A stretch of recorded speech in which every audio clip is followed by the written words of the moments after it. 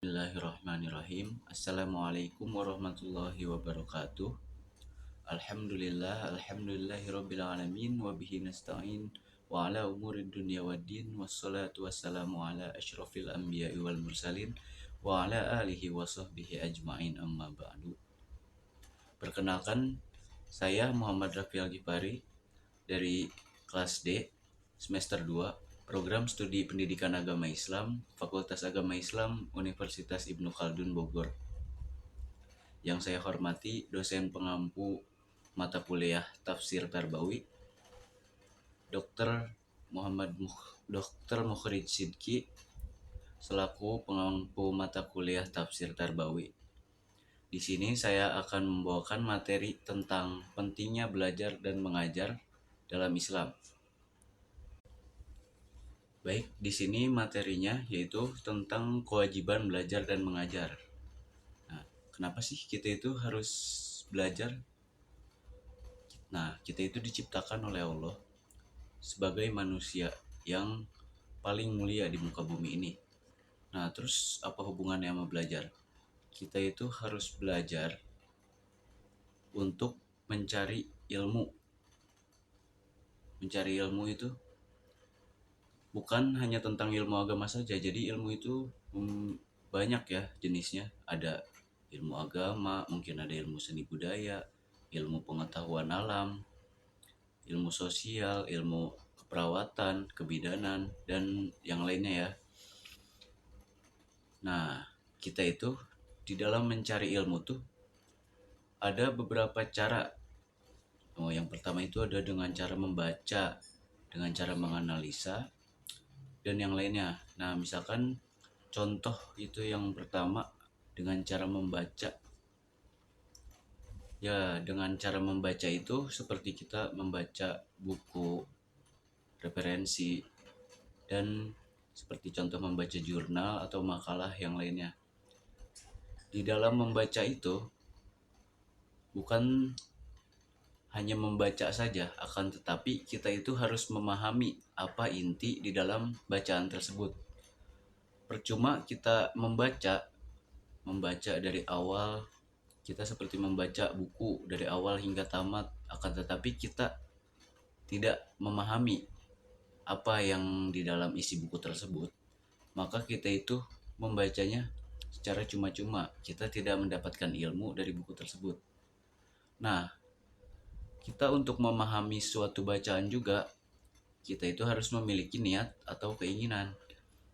Nah, jikalau keinginan atau niat kita sudah kuat untuk menginginkan suatu ilmu tersebut, maka kita akan membaca dan memahami apa yang ada di dalam tulisan tersebut atau teks tersebut.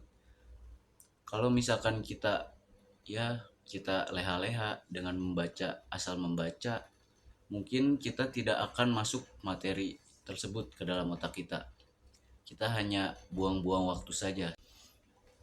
Ya, di sini saya akan menambahkan atau mengutip sesuatu ayat dalam Al-Quran, yaitu surat Al-Alaq ayat 1-4 yang berbunyi, Bismillahirrahmanirrahim.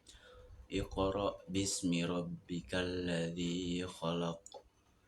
Khalaqal insana min 'alaq. Iqra wa rabbukal akram. Alladzi 'allama bil qalam. Shadaqallahul azim. Di dalam ayat Al-Alaq ayat 1-4 ini, Allah memerintahkan kepada manusia untuk mencari ilmu. Nah, di dalam ayat ini mencari ilmunya itu dengan dua kalimat. Yang pertama itu belajar mencari ilmu dengan membaca Iqra. Nah, jadi mencari ilmu di ayat ini tuh bukan cuma satu. Yang kedua ada menulis. Nah, menulis ini fungsinya bukan untuk tulisan semata yang hanya untuk dibaca, akan tetapi tulisan di sini itu untuk menjaga agar wahyu atau ajaran Allah ditulis agar tidak punah dan hilang ajaran begitu saja.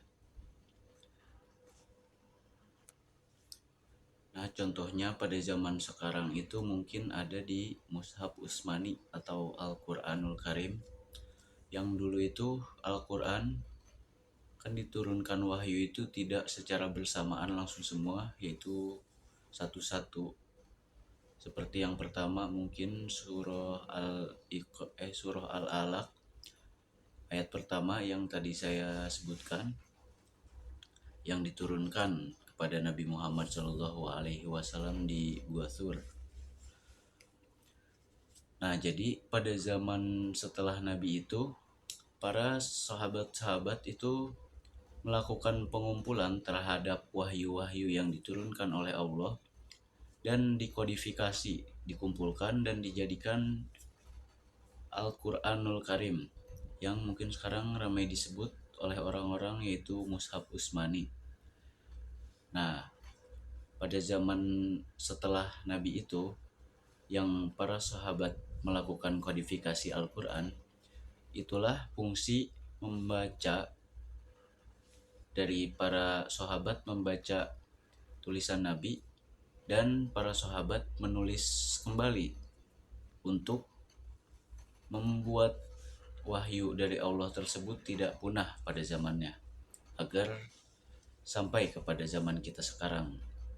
Nah, kembali ke yang pertama, kepada kewajiban belajar dan mengajar. Nah, setelah kita memahami apa yang telah kita pelajari pada pelajaran yang telah kita pelajari, kita itu diharuskan untuk mengajar kepada orang yang ingin membutuhkan ilmu. Jadi kita itu punya ilmu tuh harus diamalkan, bukan punya ilmu tuh untuk dipendam untuk diri sendiri. Kalau kita mengamalkan ilmu, kita akan mendapat pahala yang mengalir seperti air. Kita mengajarkan ilmu kepada orang lain, dan orang lain itu mengamalkannya. Orang lain itu mengajarkan kembali kepada orang yang membutuhkan ilmu itu, dan orang itu mengamalkannya. Pahala itu akan mengalir ke kita sampai kapanpun itu. Mungkin cukup sekian dari saya. Kurang lebihnya mohon maaf. Wassalamualaikum warahmatullahi wabarakatuh.